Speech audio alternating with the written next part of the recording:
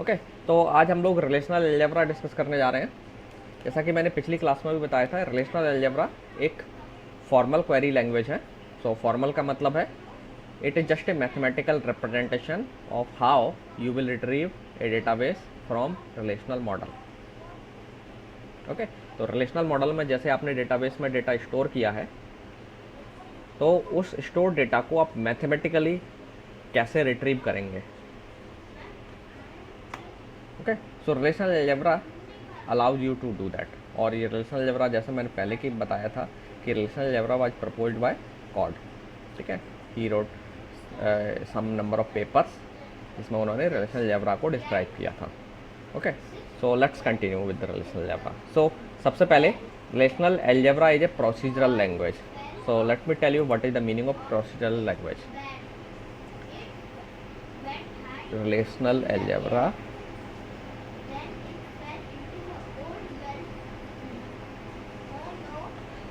सबसे पहले important thing, it is a procedural language.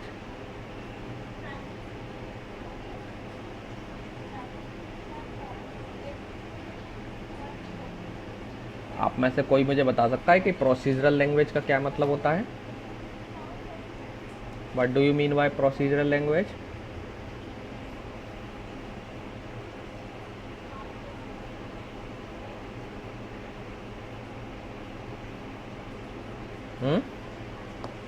नहीं, चलिए कोई ओके ना नो। देखिए, जो प्रोग्रामिंग लैंग्वेजेस होती हैं आपकी दो तरीके की होती हैं। One is procedural and another is non procedural, हम इसको बोलते हैं। Sometimes we call it declarative language. Okay, so procedural and non procedural. So procedural programming language में क्या होता है कि आपको जो भी टास्क आप स्पेसिफाई कर रहे हैं प्रोग्राम में, वो प्रोग्राम का टास्क कैसे परफॉर्म होगा उसकी स्टेप्स आपको मेंशन करना होंगे। ठीक है, so in procedural language you need to specify the steps of a task or job to be performed।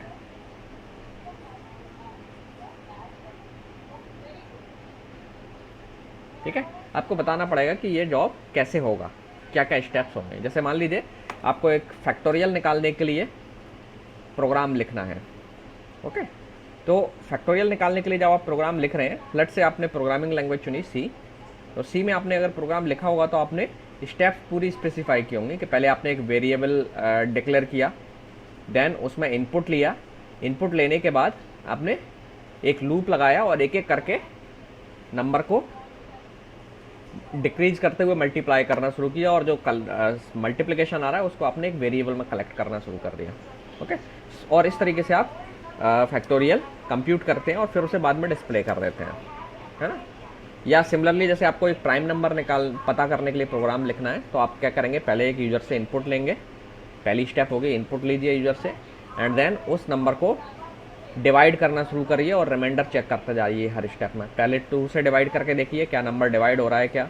अगर डिवाइड हो गया देन आप डिक्लेयर कर देंगे कि ये नंबर प्राइम नहीं है। अदरवाइज आप 3 से वेरीफाई करके देखें कि नंबर डिवाइड हुआ कि नहीं। दैट मीन्स डिवाइड हुआ कि नहीं का मतलब हम मॉडुलस चेक करेंगे कि रिमाइंडर कितना आ रहा है। ओके, एंड 3 से भी डिवाइड नहीं होता है देन प्रोबेबिलिटी है कि हो सकता है नंबर प्राइम हो, तो हम अगला नंबर ट्राई करेंगे 3, 4, 5 अप टू, अगर आपका नंबर n है तो हम n-1 तक डिवाइड करते जाएंगे, है ना। ये प्रोसीजर आपने हो सकता है इससे पहले प्रोग्राम लिखा होगा। ओके, तो समराइज अगर करें तो प्रोसीजरल लैंग्वेज वो लैंग्वेज है जिसमें आपको अगर कोई प्रोग्राम लिखना है या किसी टास्क के लिए फंक्शन लिखना है, तो आप उस फंक्शंस की पूरी स्टेप्स बाकायदा मेंशन करते हैं सीरियल ऑर्डर में या एक पर्टिकुलर ऑर्डर में। So such type of language are called procedural languages. Okay, so आपने C++, जावा, ये सब आपकी प्रोसीजरल लैंग्वेजेस की कैटेगरी में आती हैं।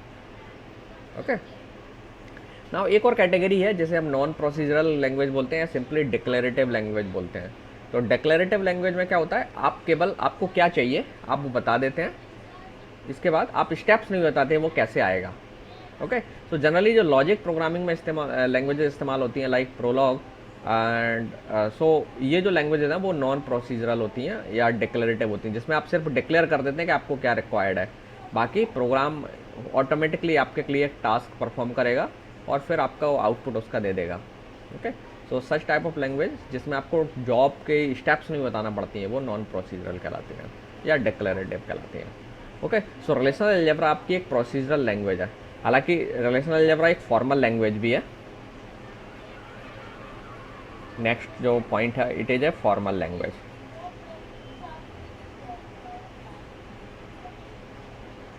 ओके, फॉर्मल लैंग्वेज हालांकि लैंग्वेज की कोई कैटेगरी नहीं है। फॉर्मल लैंग्वेज का मतलब है ये एक सिंपली एब्स्ट्रैक्ट लैंग्वेज है, that means it is just a mathematical representation of a language.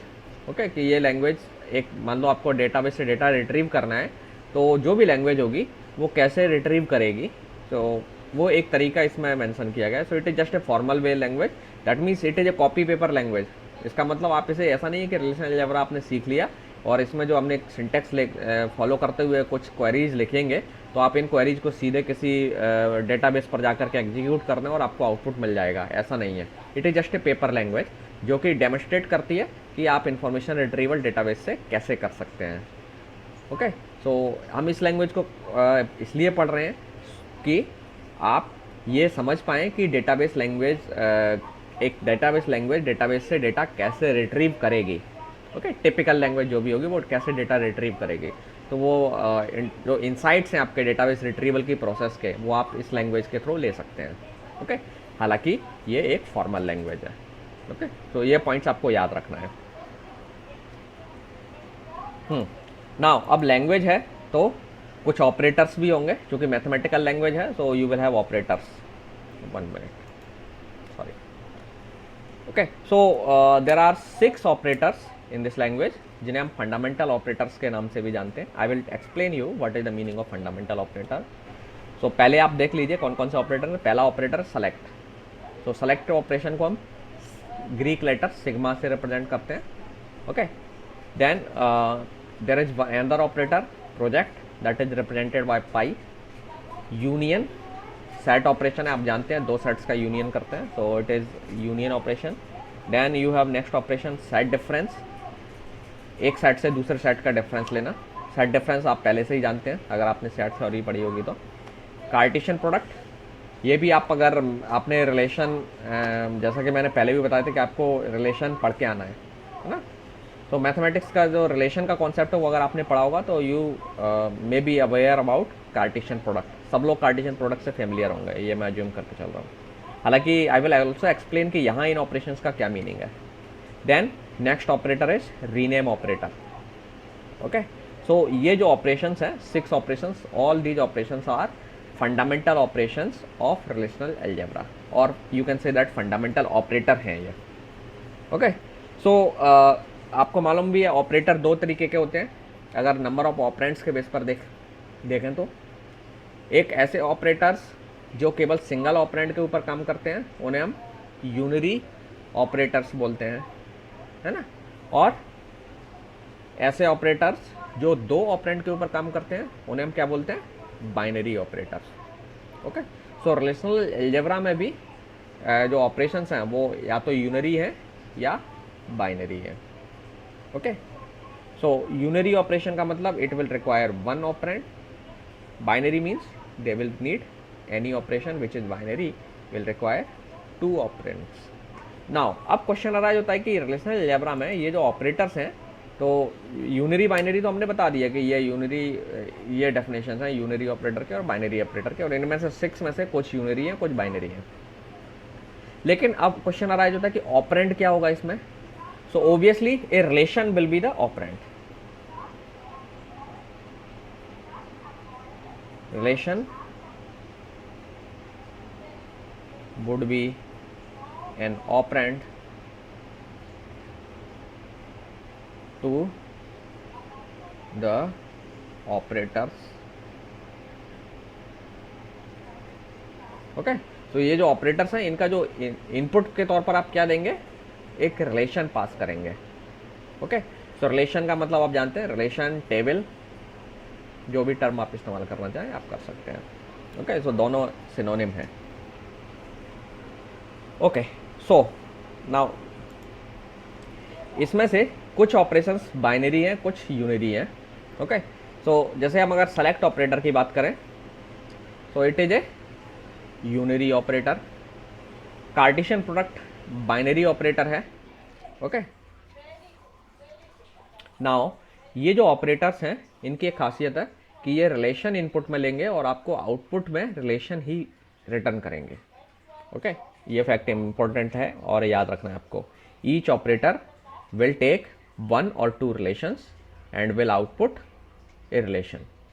ठीक है, तो इन ऑपरेटर्स का इनपुट भी रिलेशन होगा और आउटपुट भी रिलेशन होगा। So these operators takes 1 or more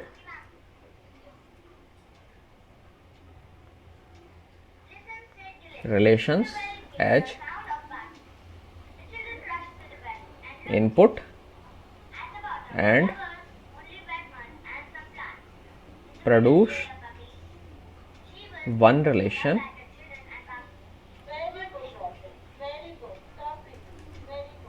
as output।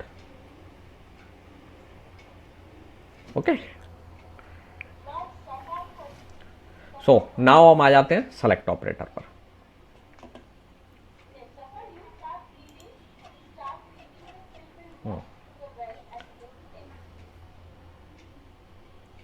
So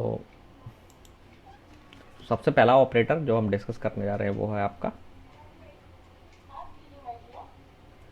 select operator, and इसे हम ग्रीक का स्मॉल जो लेटर है सिग्मा, इससे रिप्रेजेंट करते हैं। Sigma, let me right the syntax first.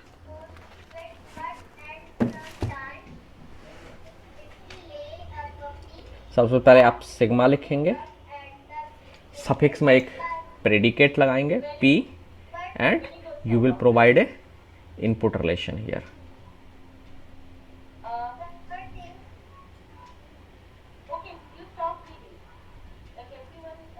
Okay, so generally हम इनपुट रिलेशन को यहाँ पर आर से रिप्रेजेंट करते हैं, स्मॉल आर से। सो मैं दो तरीके के आर ड्रॉ करता हूँ, सो दोनों में से कोई से भी एक आर मैं ड्रॉ करूँगा।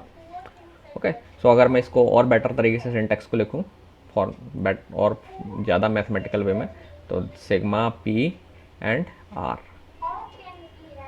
ओके, सो ये तो है आपके इस ऑपरेटर की सिंटैक्स।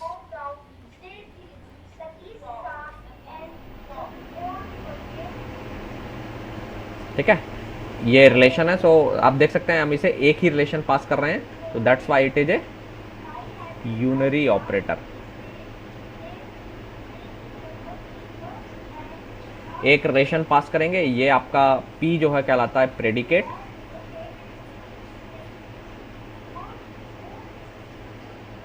ओके, अभी हम प्रेडिकेट के बारे में बात करेंगे। एंड ये जो ऑपरेटर है आपको आउटपुट में क्या रिटर्न करेगा, एक रिलेशन। ठीक है, now this predicate is important. Okay, हाँ हाँ हाँ, टेबल नेम भी आप लिख सकते हैं, आप अपनी वर्डिंग में टेबल नेम अपने हिसाब से लिख सकते हैं। मैंने आर रिलेशन लिखा है। ठीक है,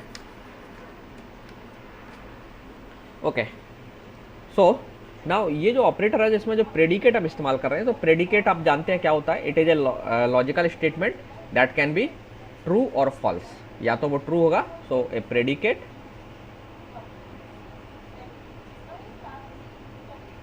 is a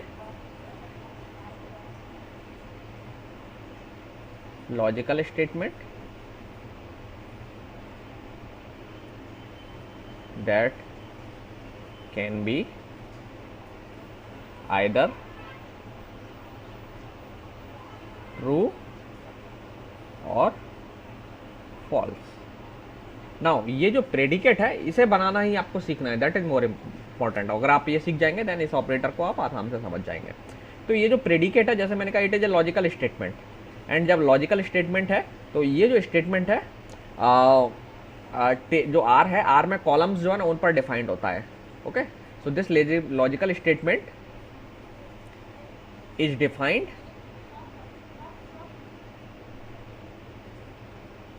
on the columns in R. ठीक है, और कैसे डिफाइन होता है? यूजिंग रिलेशनल और लॉजिकल ऑपरेटर्स।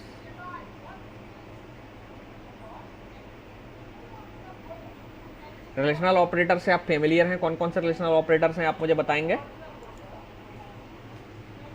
एनीबडी?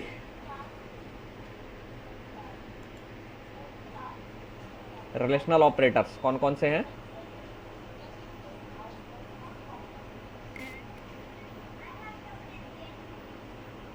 ना, ये तो लॉजिकल है। लेस देन वो रिलेशनल एल्जेब्रा के ऑपरेटर्स हैं। रिलेशनल ऑपरेटर्स मतलब रिलेशन जो कंपैरिजन आप जिसमें करते हैं, जो दो, हाँ, less than equal to, greater than और equal to, equals to, not equal to, या हम नॉट इक्वल टू को ऐसे भी लिखते हैं। ठीक है, तो जैसे आपको उचित लगे। कभी कभी हो सकता है, मेरी प्रोग्रामिंग लैंग्वेज सी की आदत है, तो हो सकता है मैं ये डबल ऑपरेटर्स भी बना दूं, तो हम दोनों नोटेशंस लेके चलेंगे। इसमें कोई ज़्यादा दिक्कत नहीं है, क्योंकि ये फॉर्मल लैंग्वेज है, इनफॉर्मल नहीं है। तो ऐसा नहीं है कि हमें इस पर किसी प्रोग्राम को इनपुट देना है, ये एक्सप्रेशन जो भी हम लिखेंगे, तो इसलिए कुछ में एरर के चांसेस हो गए। सो ये ऑपरेटर्स हैं आपके, जो रिलेशनल ऑपरेटर्स हैं, जिनके बेस पर आप कंपैरिजन करते हैं। Okay, then logical operators.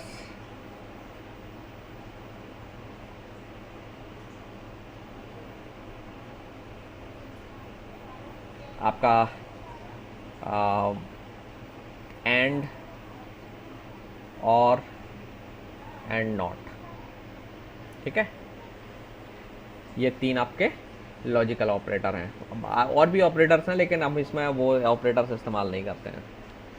Okay, सो जो प्रेडिकेट होगा, ये जो आपका प्रेडिकेट होगा, ये एक एक्सप्रेशन है जो इन ऑपरेटर्स को लेकर के और टेबल के कॉलम्स को लेकर के और कुछ कॉन्स्टेंट्स को लेकर के, सो आप जितने भी नंबर्स हैं वो आप इसमें आसानी से इस्तेमाल कर सकते हैं। रिलेशनल अलजेब्रा में all numbers are allowed. Okay, so you can use all numbers as operand. ठीक है, सो ये जो ऑपरेटर्स हैं, आपको मालूम है ये बाइनरी ऑपरेटर्स हैं,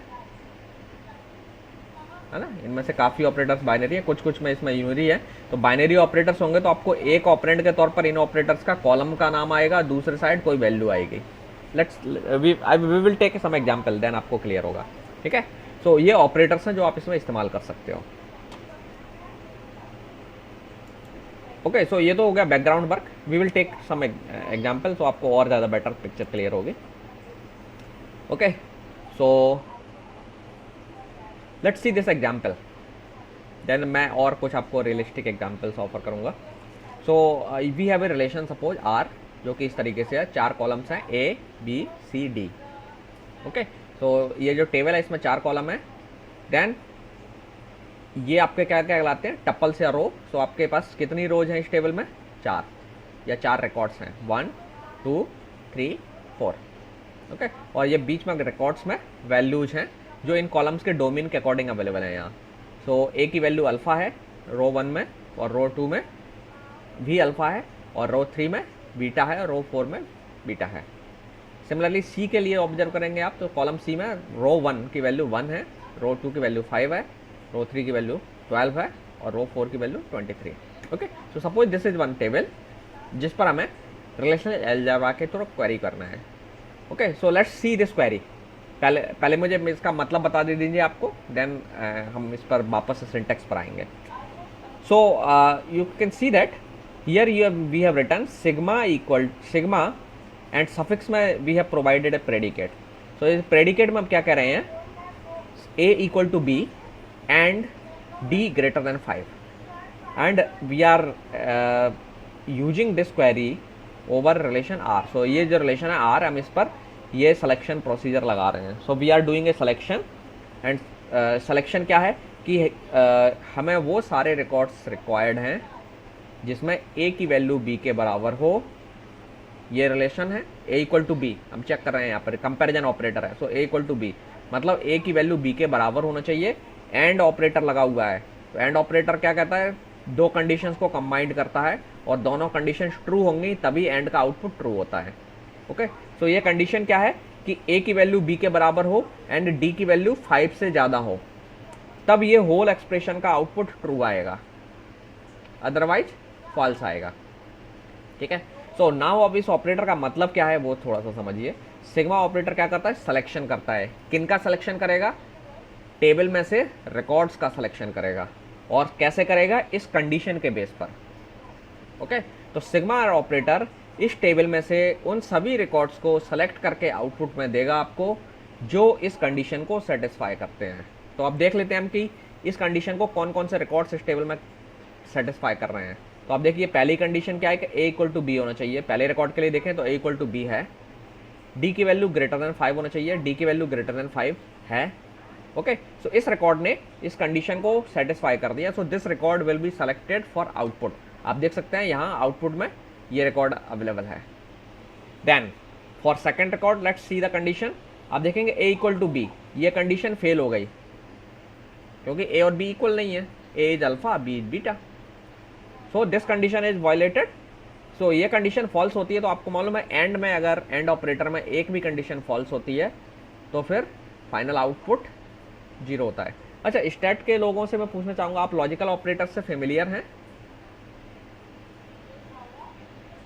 okay okay, great great.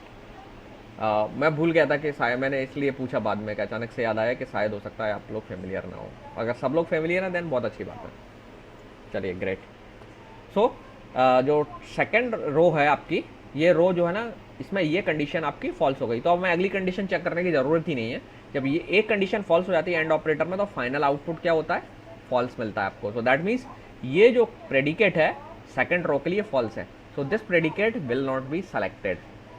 Now what about 3, record 3? Record 3 में a और b सेम है, दोनों की वैल्यू बीटा है एंड d की वैल्यू लेकिन 5 से लार्ज नहीं है। सो रिकॉर्ड बी भी कंडीशन को सेटिस्फाई नहीं कर रहा है, इस पूरे प्रेडिकेट को। दैट मीन्स ये प्रेडिकेट रिकॉर्ड बी के लिए फॉल्स है। सो ये रिकॉर्ड भी सेलेक्ट नहीं होगा आउटपुट में। Now let's come back here, fourth record पर आते हैं। यहाँ देखिए a equal to b satisfy हो रहा है and d is greater than 5, 10 है। सो 5 ये कंडीशन सेटिस्फाई कर दिया रिकॉर्ड 3 ने, सॉरी 4 ने। So record 4 have satisfied this condition p, so it will also selected as output. तो ये भी आउटपुट में आ जाएगा। सो नाउ जो आपका आउटपुट रिलेशन बनेगा, जैसे मैंने कहा कि इनपुट भी रिलेशन है तो आउटपुट भी रिलेशन होगा, इसलिए आपको कॉलम्स के तो इसी तरीके से टेबल और फॉर्म में डेटा रिप्रेजेंट करना होगा आउटपुट को। ओके, सो जो आउटपुट है आपका एक रिलेशन है एंड उसमें 2 रिकॉर्ड सेलेक्ट हुए हैं ये वाले। ओके, तो सिलेक्शन ऑपरेटर क्या करता है, ये जो प्रेडिकेट को जो जो रिकॉर्ड सेटिस्फाई करते हैं, आप सिलेक्शन ऑपरेटर में जो प्रेडिकेट दे रहे हैं उस प्रेडिकेट को जो भी रिकॉर्ड सेटिस्फाई करेंगे ये ऑपरेटर उनको आउटपुट में रिटर्न करता है आपको। ओके, तो ये याद रखना है कि ये जो मैंने एग्जाम्पल के थ्रू डेमोन्स्ट्रेट किया है तो ये आपकी अंडरस्टैंडिंग के लिए है, क्योंकि ये जो ऑपरेटर है ऐसा कोई आउटपुट आपको ला के नहीं दिखाई देगा। ये जैसे मैंने कहा रिलेशनल अलजेब्रा एक पेपर लैंग्वेज है, तो सिर्फ आपको ये खुद अंडरस्टूड करना होगा कि आउटपुट क्या है। ओके, तो ऐसा नहीं है कि हमारे पास कोई ऐसा ऑप्शन है जिससे हम इसको एग्जीक्यूट कर लें इस क्वेरी को टेबल के ऊपर और फिर हम आउटपुट देख लें, जैसे आप MySQL में देख सकते हैं या Oracle में आप जब डेटाबेस बना रहे हैं तो उसमें देख सकते हैं कि आपने क्वेरी इनपुट की और आपको आउटपुट मिल गया। तो यहाँ ऐसा नहीं होने वाला है। ओके, सो ये सब मैथमेटिकल अंडरस्टैंडिंग के लिए कि यू शुड अंडरस्टैंड कि आउटपुट क्या आएगा, या ज़रूरत पड़ने पर आप उसे कंप्यूट कर पाएँ कि ये आउटपुट आएगा। जैसे इस जगह पे हमने कंप्यूट करके दिखाया कि ऐसे ये आउटपुट आएगा। Okay, any doubt?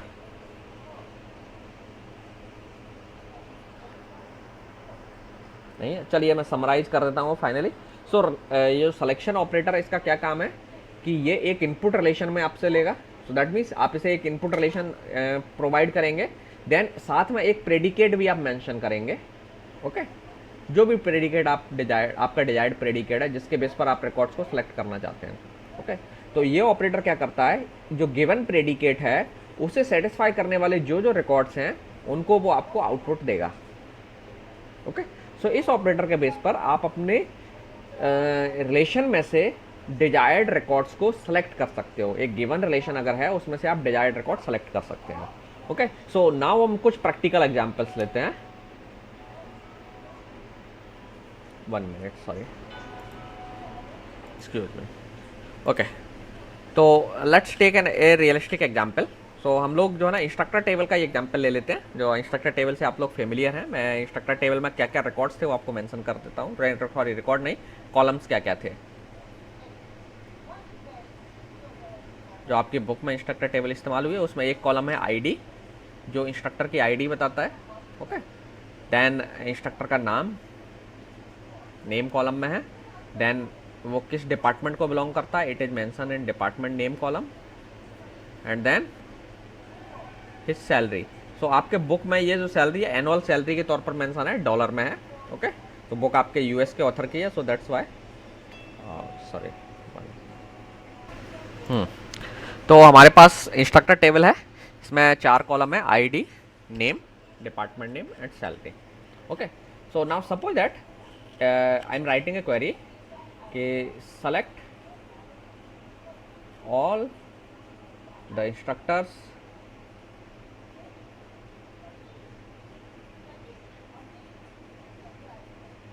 whose salary is greater than let's say 40,000। Okay, हमें क्या करना है, इंस्ट्रक्टर टेबल से उन सभी इंस्ट्रक्टर्स को सेलेक्ट करना है जिनकी सैलरी 40,000 से ज़्यादा है। सो लेट मी टेक, अगर कोई एग्जांपल है तो हम देख लें कि कहाँ है इस टाइप का, सो दैट मैं आपको वहाँ पे एक्सप्लेन कर पाऊँगा कि क्या आउटपुट आएगा।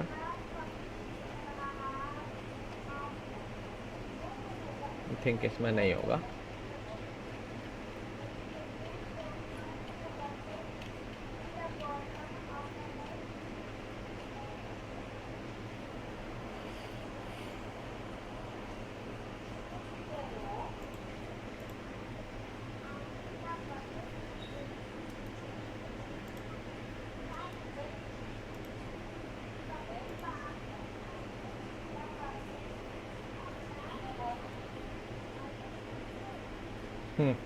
ये एग्जाम्पल है सपोज हमारा।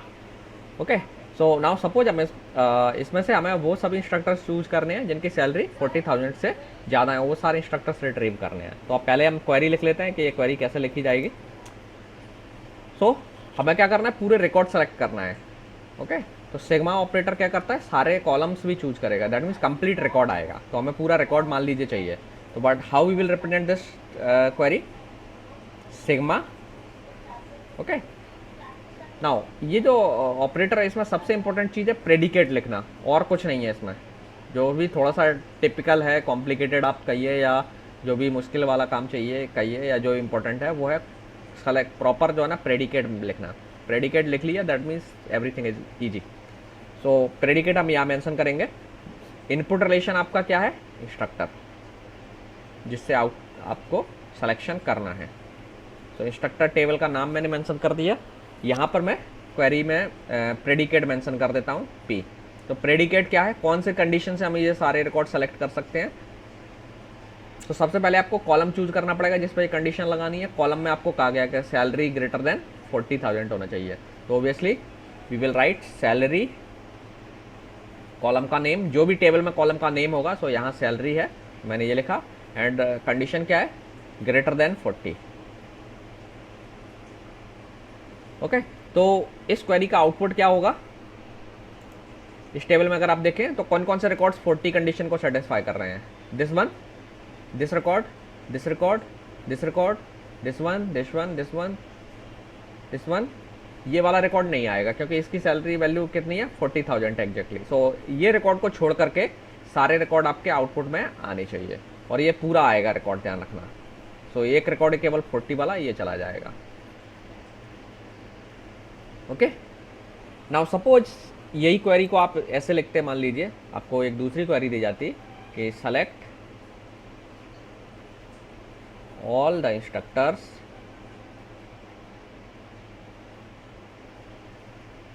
whose salary is let's say greater than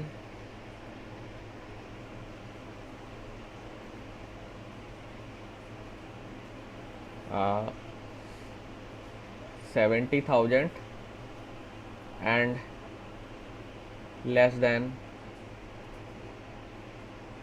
80,000। ठीक है, तो अब मैंने इसमें क्या कर दिया, रेंज दे दिया एंड अज्यूमिंग दैट कि ग्रेटर देन 70,000। अच्छा ठीक है, तो हम 70 को इंक्लूड नहीं कर रहे हैं और लेस देन 80,000, 80 भी नहीं होना चाहिए। सो ये एक रेंज मैंने सपोज स्पेसिफाई की है जिसके बीच में सैलरी अगर है तो भी वो इंस्ट्रक्टर सेलेक्ट होना चाहिए। तो आपकी कंडीशन क्या बनेगी, सिग्मा सैलरी ग्रेटर देन 70,000। अब आप देखिए कि मैं कंडीशन कैसे लिख रहा हूँ, and salary less than equal to 80,000 and instructor. Okay, so अब देख रहे हैं मुझे एक्चुअली क्या था, इसमें दो कंडीशंस रिक्वायर्ड थी कि सैलरी जो ना 70 से ऊपर होना चाहिए एंड 80 से कम होना चाहिए। तो मैंने दो कंडीशंस बनाई कंपैरिजन वाली रिलेशनल ऑपरेटर्स से, और फिर दोनों मुझे एक साथ ट्रू चाहिए तो मैंने इनको एंड ऑपरेटर से जोड़ दिया। ओके, तो जो कंबाइंड कंडीशंस हैं इस तरीके से हम ऑपरेटर से बनाएंगे। तो लॉजिकल ऑपरेटर्स का काम एक्चुअली क्या होगा, मल्टीपल कंडीशंस को कंबाइंड करना है डिजायर्ड वे में। तो जैसे आपको कंबाइंड करना हो उस तरीके से आप कंबाइन करके एक सिंगल प्रेडिकेट बना सकते हैं। नाउ इसमें कई बार क्या होता है, कई लोग जो कॉमन मिस्टेक करते हैं वो क्या करते हैं, ऐसे लिख देते हैं salary greater than 70,000 and less than 80,000। ये इस तरीके से लिखने की कोशिश करते हैं कुछ लोग क्वेरी, तो ये थोड़ा सा गलत वे है ना। ये जो ना आपको कॉलम नेम रिपीट करना पड़ेगा क्योंकि दो सेपरेट कंडीशंस हैं जो एंड ऑपरेटर से होंगी। तो अगर आप इसे एंड ऑपरेटर को देखेंगे तो ये एक लॉजिकल एक्सप्रेशन बनेगी ही नहीं प्रॉपर, है ना। एक रिलेशनल एक्सप्रेशन बनाना है इसको, तो यहाँ ऑपरेंड के तौर पर कॉलम का नाम आना चाहिए। सेम कॉलम है, इसका मतलब ये नहीं कि हम बिना उसको रिपीट किए ऐसे ही लिख देंगे। Sometimes people do this kind of mistake. So आपको ये ध्यान रखना है कि या जो आप मल्टीपल कंडीशंस कंबाइन कर रहे हो, कॉलम नेम सेम है तब भी आपको लिखना है। ओके, सो ये प्रॉपर वे में लिखना है क्वेरीज को, ऑपरेटर्स और इन सब का प्रॉपर यूज आपको आना चाहिए। Okay, any doubt?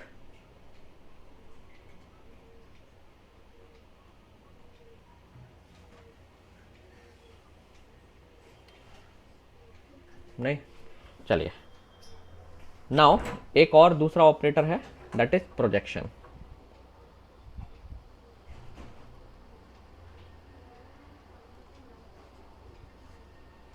Now projection operator का काम क्या है, जैसे सिलेक्शन ऑपरेटर का काम क्या होता है, ये रिकॉर्ड सेलेक्ट करता है, पूरा का पूरा रिकॉर्ड आपको रिट्रीव करके देता है। लेकिन समटाइम्स क्या होता है, we are interested in selecting only the column. हम किसी कॉलम को भी वैल्यू रिट्रीव करना चाहते हैं। जैसे मुझे सपोज आपने कहा कि हमें इसमें डिपार्टमेंट नेम्स जो हैं वो रिक्वायर्ड है कि इंस्ट्रक्टर के टेबल में कौन कौन से डिपार्टमेंट है, या ये कहिए आपकी यूनिवर्सिटी में कौन कौन से डिपार्टमेंट हैं, या किन किन डिपार्टमेंट में इंस्ट्रक्टर्स हैं, ये आपको पता करना है। तो इस तरीके से मुझे कॉलम सेलेक्ट करने की ज़रूरत पड़ेगी टेबल से। तो मुझे एक टेबल से पूरा का पूरा कॉलम की वैल्यूज़ निकालनी है, तो मैं प्रोजेक्शन ऑपरेटर से कर सकता हूँ ये काम। ओके, तो प्रोजेक्शन ऑपरेटर की सिंटैक्स क्या है, आप प्रोजेक्शन ऑपरेटर लिखिए, देन लिस्ट ऑफ कॉलम्स दीजिए यहाँ पर,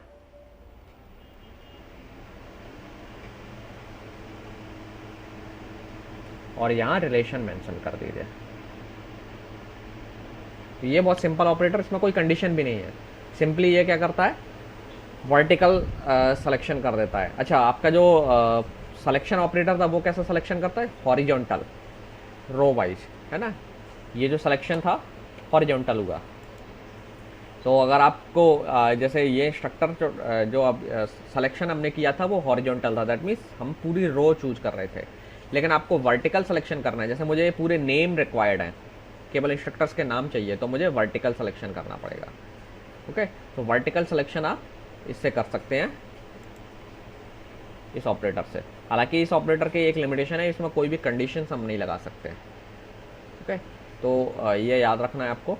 सो for example suppose that you are given a query, find the names of all the instructors.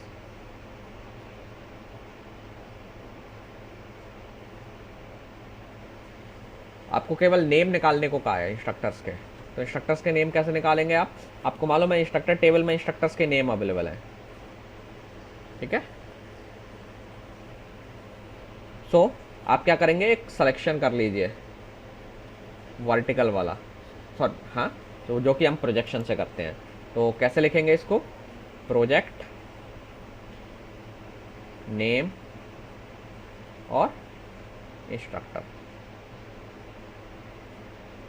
तो इसमें आउटपुट में आपको एक रिलेशन मिलेगा जिसमें एक ही कॉलम होगा. ऐसे कॉलम का नाम होगा नेम्स, नेम, और इसमें जो भी इंस्ट्रक्टर्स के नाम हैं जो टेबल में आपके अवेलेबल हैं वो आ जाएंगे सारे के सारे. तो कितने इंस्ट्रक्टर्स हैं आपके? 1 2 3 4 5 6 7 8 9 10 11 12. आपको ये 12 रिकॉर्ड्स मिलेंगे. ध्यान रखना अब इसमें ये जो आउटपुट में जो रिलेशन आया है, इसमें जो रिकॉर्ड है उसमें एक ही कॉलम है, एक सिंगल वैल्यू वाला रिकॉर्ड है. तो still you have number of records. Now one thing more जो मैं आपको बता दूं, वो याद रखना है आपको, क्योंकि ये जो ऑपरेटर्स हैं ये रिलेशन के ऊपर काम कर रहे हैं और रिलेशन एक सेट है. ओके. तो इनपुट इनका रिलेशन है तो आउटपुट भी रिलेशन होता है, और रिलेशन है जो सेट. तो अगर मान लीजिए इस कॉलम में नेम जो ना कोई डुप्लीकेशन होता, इस कॉलम में कोई डुप्लीकेशन होता तो वो एक ही बार आएगा. लेट्स से अगर श्रीनिवासन नाम से 2 इंस्ट्रक्टर्स होते, 2 जगह श्रीनिवासन यहाँ लिखा होता, तो आपका जो आउटपुट आएगा उसमें एक ही जगह होगा. क्यों होगा? क्योंकि ये जो आउटपुट है रिलेशन है, and relation is a set. So set में डुप्लीकेट वैल्यू नहीं होती है. ओके. नाउ ये क्वेरी में तो मैंने केवल एक ही कॉलम सेलेक्ट किया था. कई बार हो सकता है आपको ज़रूरत पड़े कि मल्टीपल कॉलम सेलेक्ट करने हैं, तो आप कॉलम की लिस्ट दे सकते हैं. तो जैसे नेक्स्ट क्वेरी अगर मान लीजिए आपको कहा जाए कि नेम और डिपार्टमेंट नेम निकालिए सारे इंस्ट्रक्टर्स के, तो अगली क्वेरी में सपोज कहा गया कि find name and department name. मैं ऐसे लिख रहा हूँ उसको, कॉलम का नाम आई एम नॉट रिमेम्बरिंग क्या है, department name for all instructors. मतलब सारे इंस्ट्रक्टर्स के नाम और डिपार्टमेंट नेम आपको निकालने हैं टेबल से. तो ये डेटा इंस्ट्रक्टर टेबल में अवेलेबल है. तो आप लिखेंगे project name comma department name. ठीक है. यहाँ जो कॉलम्स के जो जो जो नाम होगा टेबल में वही वैसे ही नाम लिखने हैं. ओके. कॉलम नेम मेंशन करने हैं यहाँ पर, और यहाँ पर रिलेशन का नाम. सो इंस्ट्रक्टर रिलेशन है, तो इंस्ट्रक्टर रिलेशन. ठीक है. So this is how we will select columns. ठीक है. सो आप कुछ अपने लिए एक्सरसाइज लिख लीजिए सो दैट आप इनको प्रैक्टिस करें.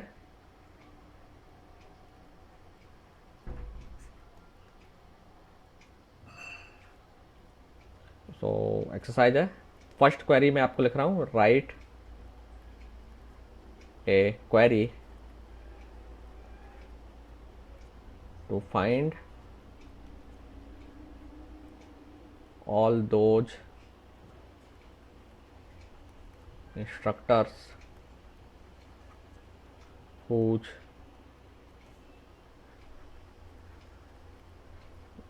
department name is physics. ठीक है. तो टेबल में जो नाम हो वैसे ही लिखना है आपको, मैं डेटा जो होगा वैसे ही लिखना है. सो physics department, so for example आपको एक क्वेरी जो है इसको लिखना है, और क्वेरी में करना है क्या आपको कि फिजिक्स डिपार्टमेंट के जो भी इंस्ट्रक्टर्स हैं उनको रिकॉर्ड को रिट्रीव करना है. ओके. सो ये आपका क्वेरी 1 है. दूसरी क्वेरी है find all the instructors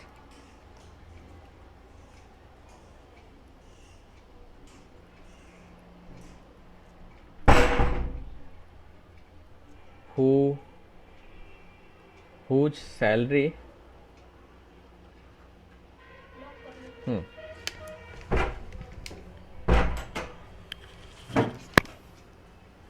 whose salary is between 60 and 80,000। इसमें याद रखना है कि बिटवीन और एंड जब लिखते हैं ना तो इसमें बाउंड्रीज इंक्लूड होती हैं। ओके, तो जो 60 और 80 ये दोनों एंट्री भी इंक्लूड है। तो जो आपका आंसर है उसमें ये आना चाहिए, रिफ्लेक्ट होना चाहिए। ठीक है, तीसरी है find all the instructors. So instructor से मतलब है उनका record. Instructors whose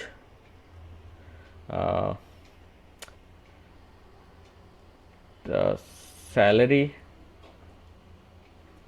is between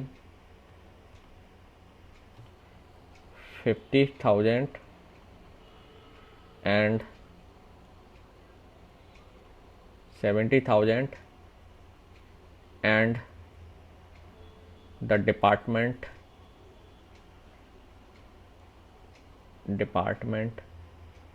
is physics।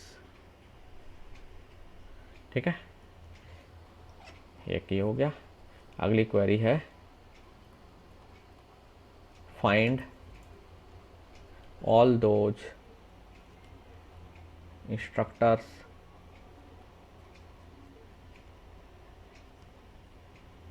who either belong to mathematics or statistics department। एक अगला, और अगर ये आपके लॉजिकल ऑपरेटर्स की टेस्टिंग हो जाएगी। Find all those instructors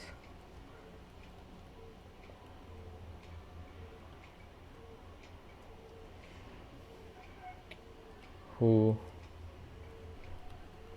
do not belong to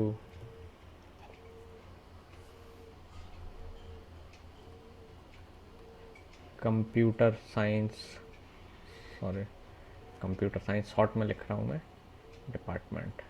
तो टेबल में जैसा डेटा होगा वैसे ही ये वैल्यू आपको यूज करनी है।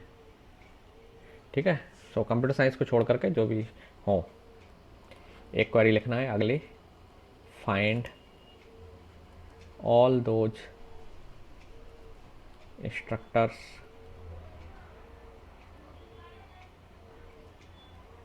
who neither belong to music department, short में लिख रहा हूँ, nor to let's say physics department। Okay, इतना ही ठीक है। सो ये क्वेरी में आपको क्या करना है, वो सभी इंस्ट्रक्टर्स के रिकॉर्ड निकालने हैं जो ना तो म्यूजिक डिपार्टमेंट में है ना फिजिक्स में है।